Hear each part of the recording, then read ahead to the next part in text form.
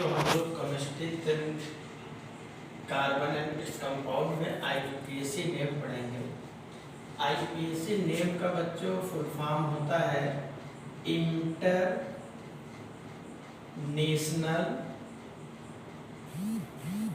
Pure applied chemistry. International union pure applied chemistry.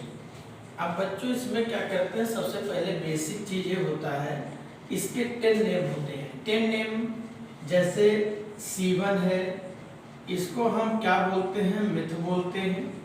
C2 है, इसको एथ बोलते हैं। C3 है, इसको बच्चों प्रोप बोलते हैं। C4 है, इसको ब्यूट बोलते हैं। C5 को बच्चों पेंट बोलते हैं। C6 को हेक्स बोलते हैं। C7 को हेप्ट बोलते हैं। C8 को ऑक्ट बोलते हैं। C9 को नॉन बोलते हैं। C10 को डेक बोलते हैं। अब ये सब सारी चीजें जब हमको बच्चों पता चल जाती हैं तो इसके 3 पार्ट होते हैं। एक होता है एल्केन, एक होती है एल्कीन, एक आपका नाम हो गया एल्केन, और एक किसी का पार्ट है एल्कीन और एक किसी का पार्ट है एल्काइन। तो एल्केन का जो फार्मूला होता है वो होता है CnH2n+2। एल्कीन का फार्मूला होता है CnH2n।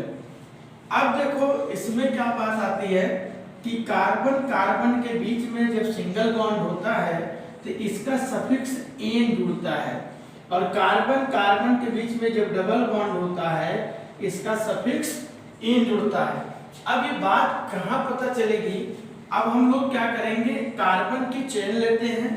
कार्बन की चेन 1 2 3 4 हो गया। अब 4 कार्बन हो गया। अब हम यहाँ CH3 CH2 CH2 और CH3 लगाएंगे। देखो बच्चों कितने कार्बन हो गए, 1 2 3 4 कार्बन हो गए। अब हम देखो यहाँ C4 पे आते हैं। C4 पे क्या लिखा है, ब्यूट। अब हम क्या करेंगे, लिखेंगे ब्यूट। अब ब्यूट लिख दिए। अब देखो कार्बन कार्बन के बीच में कौन सा बॉन्ड है बच्चों, सिंगल बॉन्ड, सफिक्स क्या लगेगा, एन, तो हम इसी का नाम लिख दिए ब्यूटेन। अब देखो कितना आसान होगा, अगर हम इसी का 5 कार्बन ले लेते हैं, 1 2 3 4 5। अब हम इसको CH3 लिख सकते हैं, इसको CH2, इसको CH2, इसको CH2, इसको CH3। अब देखो कितने कार्बन हैं, एक, हम काउंटिंग कर लेते हैं, 1 2 3 4 5। अब 5 पे हमारा क्या आता है, पेंट आता है। अब हम लिखेंगे पेंट, और कार्बन कार्बन के बीच में सिंगल बॉन्ड है ए, मतलब इसका आईपीएसी नेम क्या हो गया, पेंटेन हो गया। अब इस तरह से बच्चों नॉर्मल सी बात ये होती है कि हम कैसे इसका नेमिंग करते हैं, ये सिंपल में बात आ गई। अब हमको इसमें बात एक और बची है जिसका नाम है एल्काइन। एल्काइन, ठीक है। अब एल्काइन का फार्मूला जो होता है CnH2n-2 होता है। जब कार्बन कार्बन के बीच में ट्रिपल बॉन्ड होता है तो हम सफिक्स क्या लगाते हैं, लास्ट में आई लगाते हैं। अब आई लगाते हैं, जैसे हम बात कर लें, ऐसे लिखा है CH3 CH double bond CH, और यहाँ आपको लगा है CH3। अब देखो बच्चों टोटल कितने कार्बन हैं, 4 हैं। चारों में हम नेमिंग उस साइड से करेंगे जिस साइड से ये पास में पड़ेगा।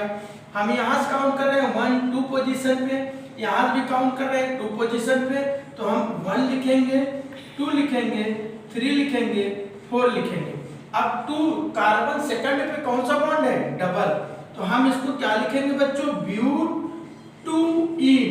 अगर डबल बॉन्ड है तो देखिए हम यहाँ बताएं कार्बन कार्बन के बीच में डबल बॉन्ड है तो लास्ट में ई जुड़ेगा। तो हमारे पास टोटल 4 कार्बन हो गए, हमने लिखा ब्यूट, और सेकंड पोजीशन पे इसलिए हमने लिख दिया ब्यूट-2-ईन। अब इसी तरह से ट्रिपल बॉन्ड के लिए होता है बच्चों। ट्रिपल बॉन्ड के लिए क्या करते हैं, CH3 C triple bond C और यहाँ CH3 लगा दिए। अब भी देखो सेम वही, मैं कार्बन इसलिए लिया हूँ 4 कि आपका जो डाउट है वो क्लियर हो जाए। टोटल हम देखें कितने कार्बन है 4, यहाँ भी कितने कार्बन है 4, लेकिन इसमें ट्रिपल बॉन्ड लगा है तो लास्ट में आयन लगेगा। हम काउंटिंग 1 2 3 4, तो हम क्या लिखेंगे ब्यूटाइन, ये क्या लिख दिए ब्यूटाइन। अगर बच्चों इतनी सारी बात समझ में आई हो तो आप क्या करिएगा, वीडियो को लाइक एंड सब्सक्राइब कर दीजिएगा, और जो डाउट हो या कोई टॉपिक नया सीखना चाहते हो आप कमेंट बॉक्स में SMS डाल सकते हो।